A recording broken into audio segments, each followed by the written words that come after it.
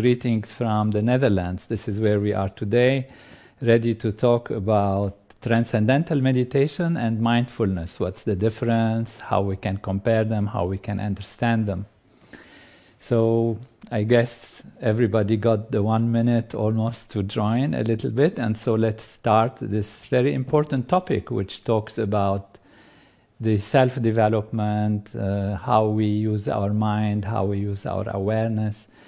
It can be sounding complex, but it's actually very, very simple, and we'll try to make it as simple as possible. Now, when we talk about transcendental meditation and techniques of mindfulness, it's obviously dealing with the mind. Something that happens on the level of consciousness, on the level of awareness, on the level of maybe one wonders what are the differences between the intellect, the feeling, desires, hopes, emotions, all of these things that are happening in an abstract way that are not our physical body, but of course they have a very important relation with the physical body, and at the same time they are happening really on the mental level, on the level of awareness. So to untangle this, I'm going to take some analogies. The analogies have their limitations, but they'll help us to understand what we're talking about.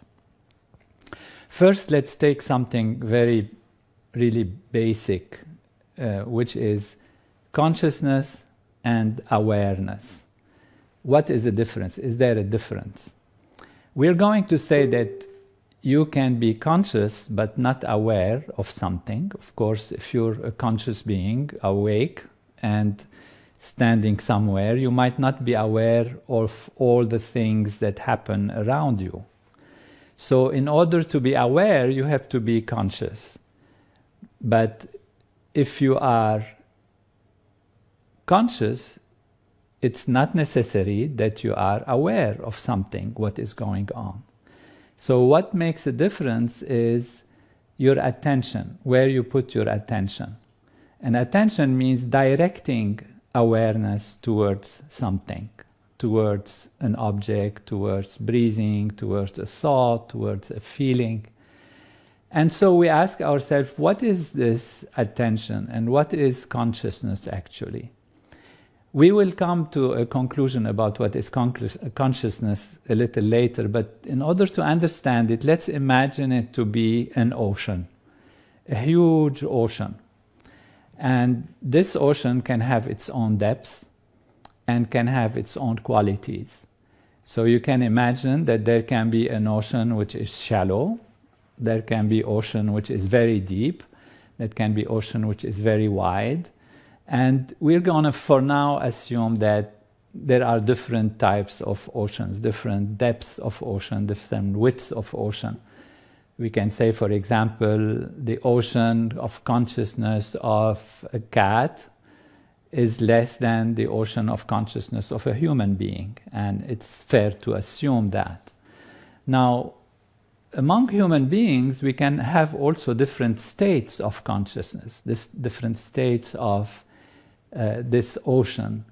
It can be a dark ocean, and we can say maybe it's an ocean where there is no light, and let's imagine this is like deep sleep. It can be an ocean in which things are happening, but we are not seeing clearly. We see all kinds of things, but they are not really sharp, and that can be the state of dreaming, for example. And it can be a state of the ocean where we are awake, where we see things more or less clearly. But in this wakeful state of our ocean, and so from now on when we say your ocean, my ocean, we're thinking your consciousness, my consciousness.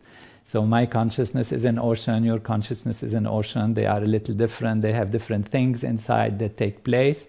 And this ocean is colored in so many ways. And my awareness can focus on different aspects of what is happening in that ocean of consciousness. So even during the waking state, I can have my attention go on one wave in the ocean, on one fish in the ocean, on something taking place in the ocean.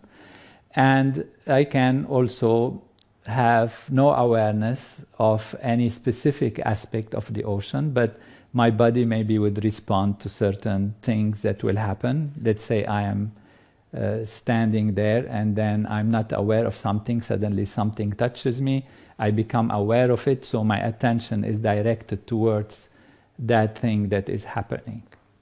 So this ocean can be turbulent, can be calm, can be murky, can be turbid, can be clear, and it can be also sharp, very, very wide, settled, open, clear, and full of light.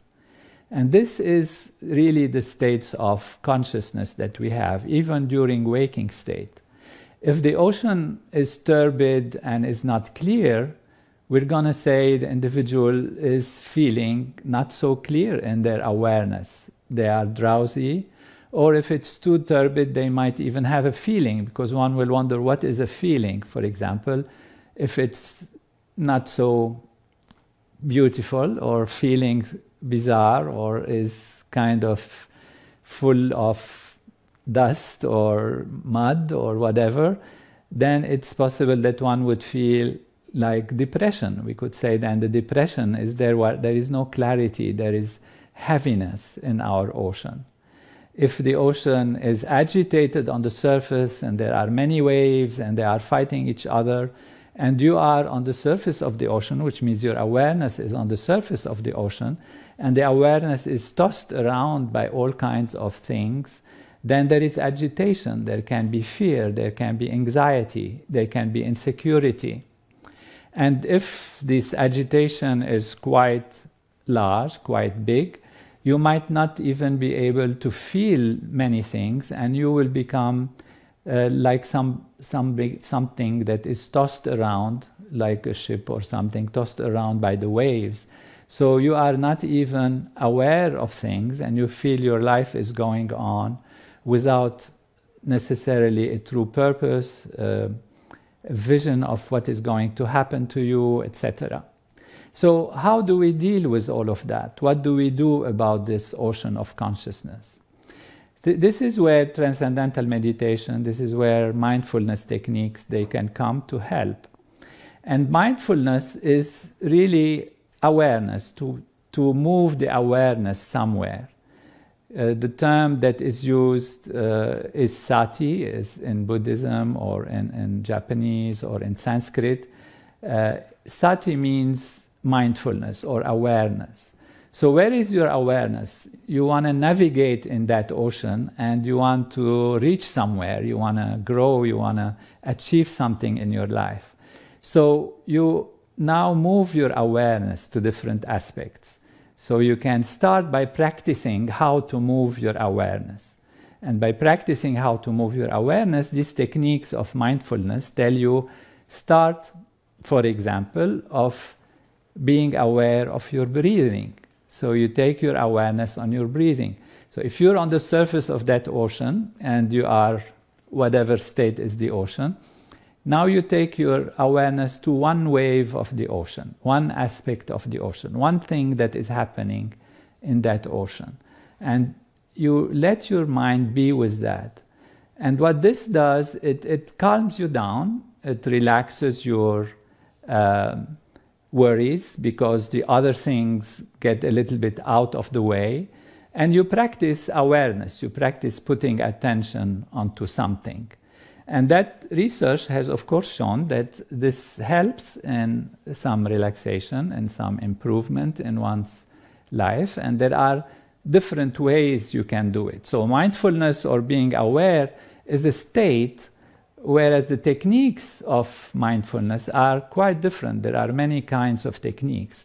For example, there is a technique of focused attention, which means instead of following the breathing and where it goes and how it goes, which is also one aspect of focused attention, but you can make it even a concentration. For example, you take an object or an aspect of your body, of your surrounding, and you put your attention on it, and you don't let your attention go to other things.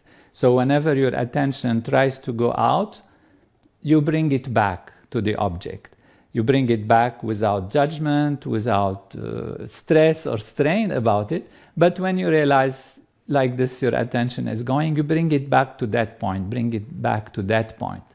And that again helps to train the mind to be away from objects of attention that can be harmful to the well-being of the mind and to the feelings, etc.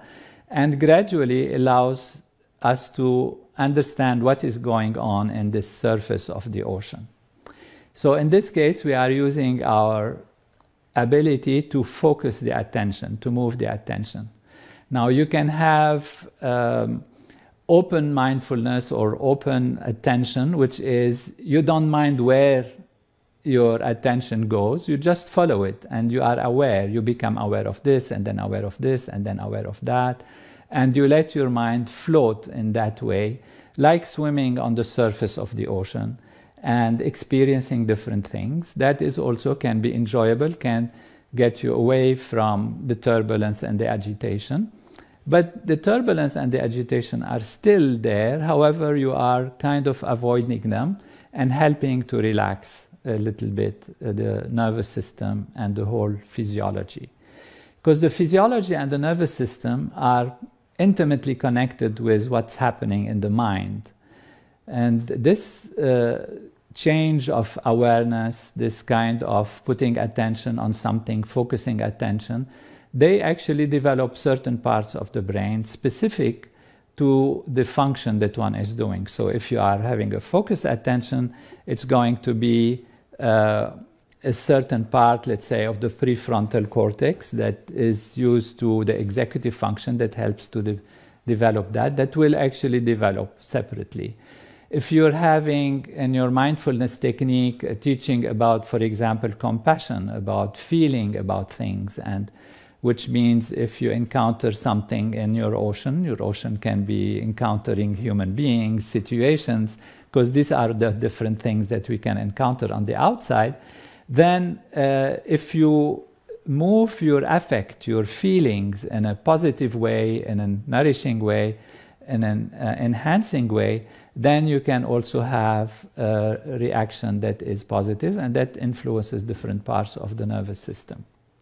So this is very helpful and has been shown in some studies to help different aspects of the mind and body. The transcendental meditation technique, on the other hand, does not try to direct the attention towards anything. So it is not a concentration technique. It is not open-mindedness on the surface level, which we can call a contemplation technique, which means thinking about things or trying to have feelings for things. It's actually a technique that takes you to the depths of the ocean. So what transcendental meditation does is, instead of being on the vertical level of putting attention to different aspects of what is happening, it takes you in a transcending way, in a vertical way, if you like, to dive towards the inner values, the deeper self that is the depths of the ocean. The dimension of the ocean becomes expanded, and your awareness reaches deeper and deeper and deeper levels of that ocean, of your consciousness. What happens is that your consciousness actually expands, and you truly encounter levels of this reality of consciousness that are calmer and calmer and calmer as you go deeply in. And this happens because of the nature of the mind. The nature of the mind is to search for greater happiness. If you have a problem, you want to resolve it. If there is something that attracts you, you want to go for it. And if there is more beauty, you go to it, more joy, you want it, more love, you desire it. And all of this takes you to these different layers of greater and greater values in all aspects of life. So the mind is always searching. In mindfulness, we direct the mind towards specific things. In transcendental meditation, we take the mind inward and inward means towards the depths of the ocean. And since all the intelligence and all the power of the ocean comes from its depth, from its dimension, then the mind is naturally drawn towards this inner value, which is within us, inside of us. Physics have shown that the universe is actually made of surface values that are themselves made out of molecules. Molecules are made out of atoms, atoms made out of quarks, elementary particles.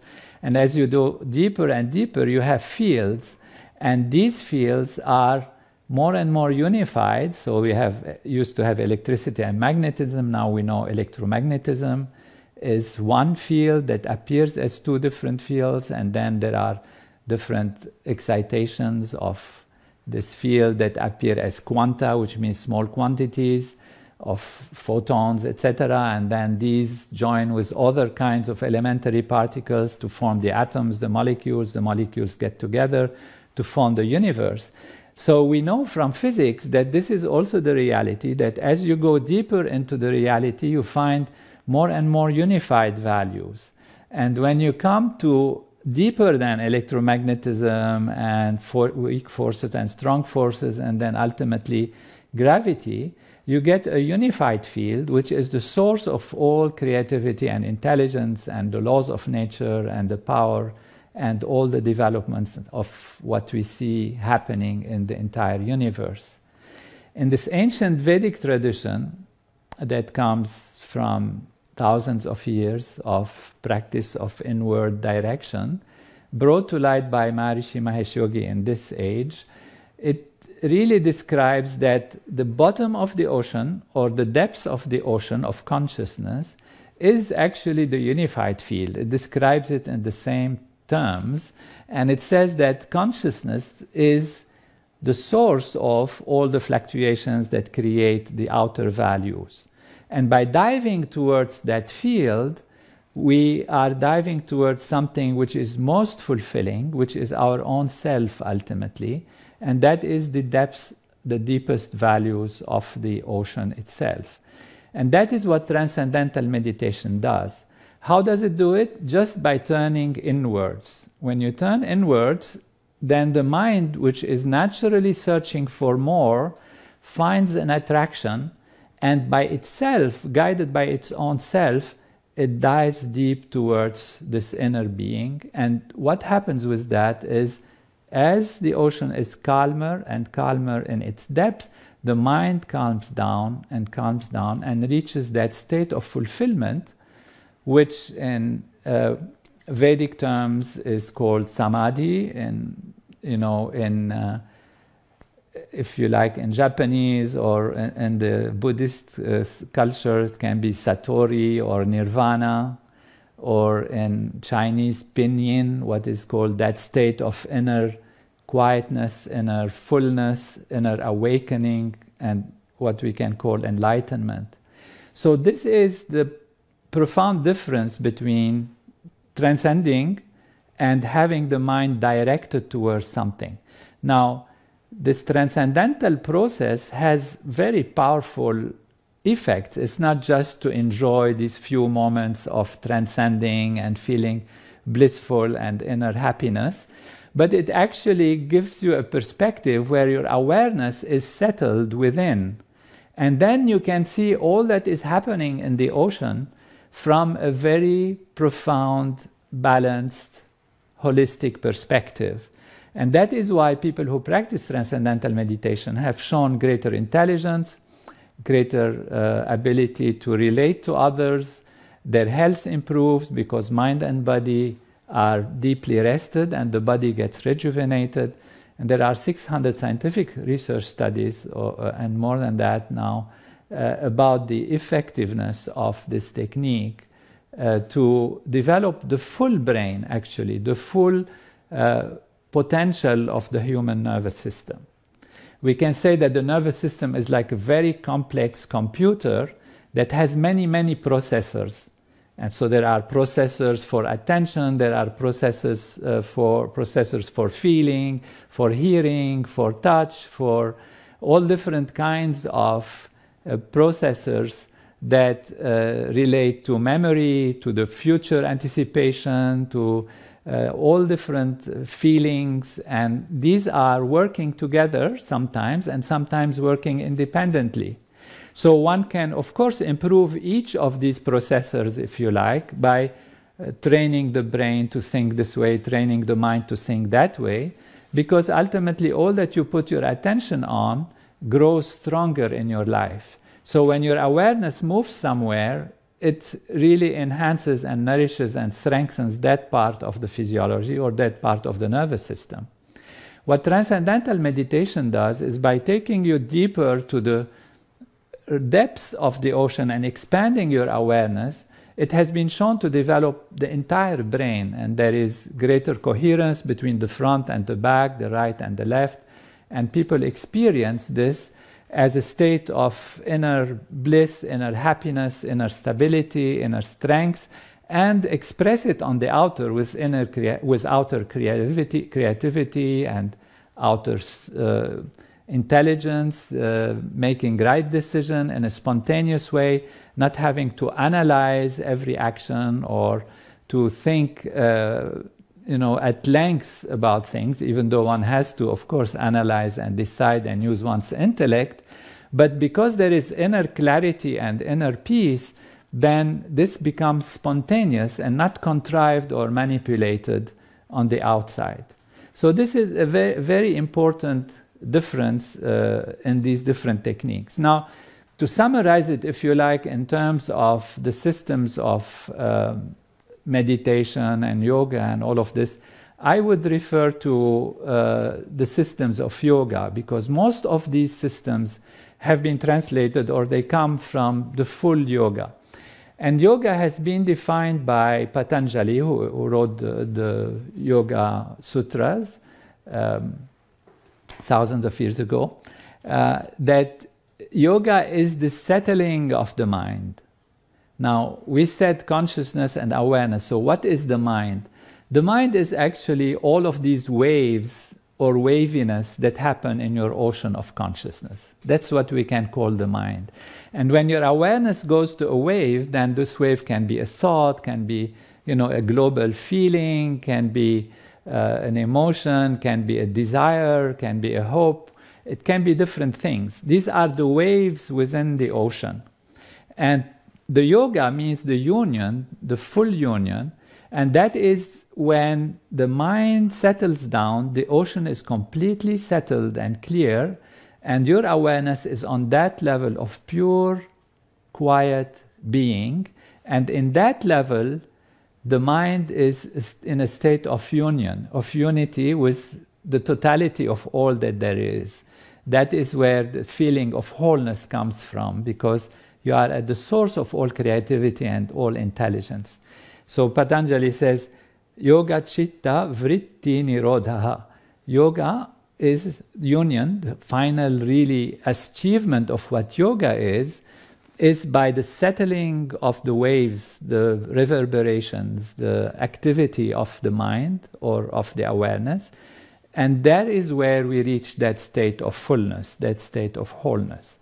Now, to have full yoga as defined by Patanjali, and for those who are interested in yoga, really maybe this is an additional aspect to think and discuss. There is the 8 parts, 8 limbs of yoga. And the 8 limbs of yoga has these different aspects. Out of them, one can think that mindfulness is, of course, there. And they start like this: Yam, Niyam, Asanas, Pranayam, Pratyahar, Dharana, Dhyan, Samadhi.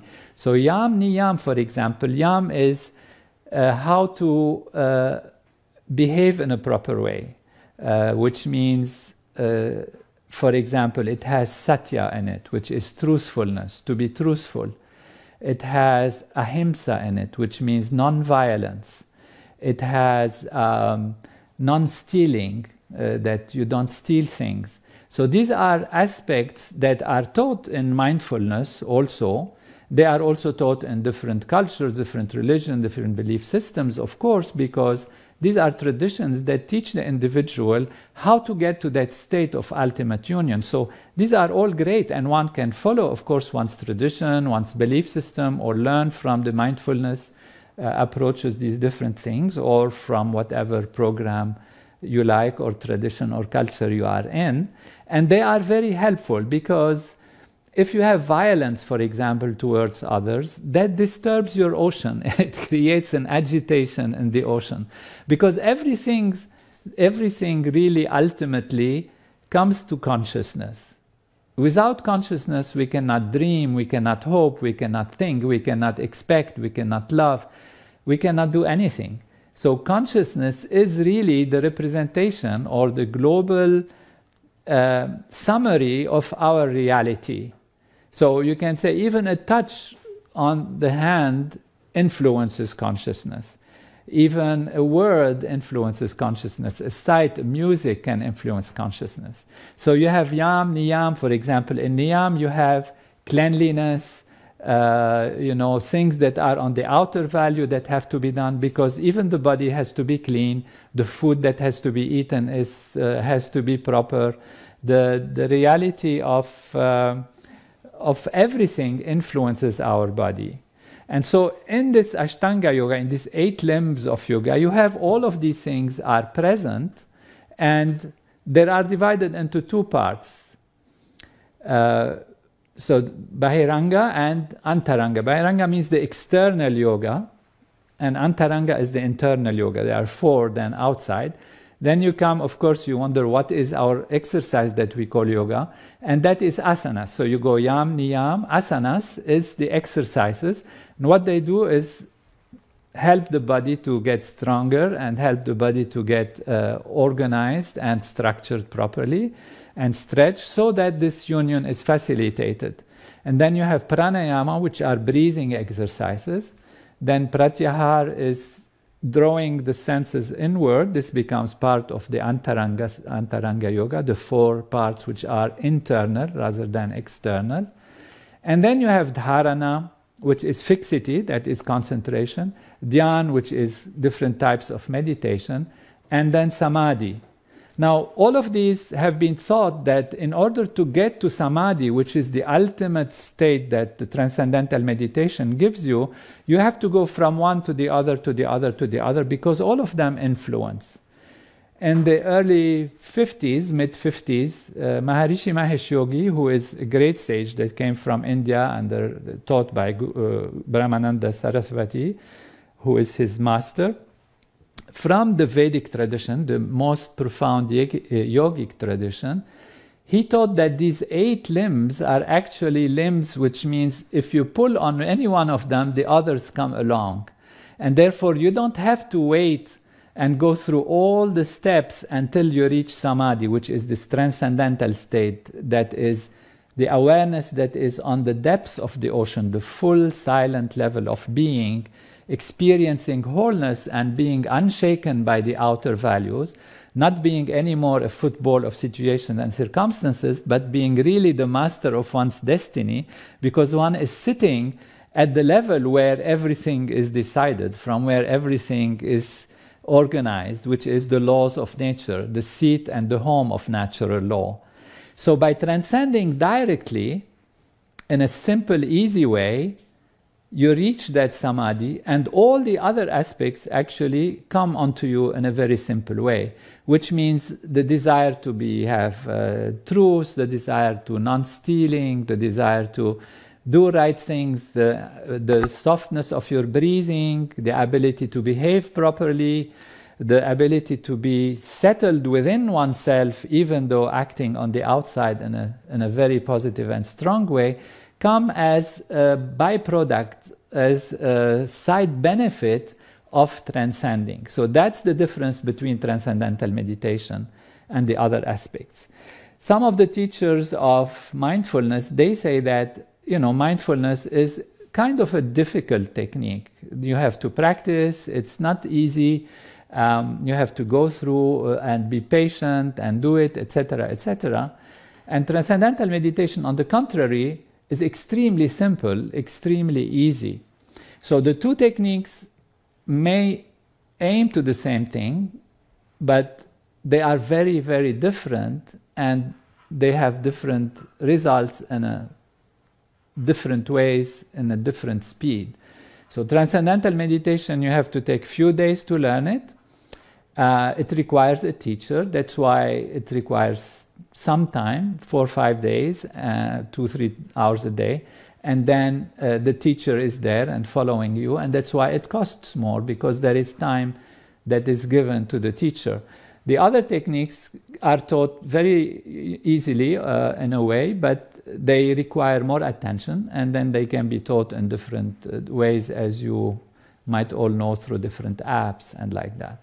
But investing in transcendental meditation is something which I feel is very, very important, and I would invite everyone who's interested in self-development, if they've tried also other things which might be really fine and nice, is no problem, to really try it and gain the power and energy and intelligence and harness that intelligence which is within you and which is the source of all creativity and outer ability to achieve things and live a happy life.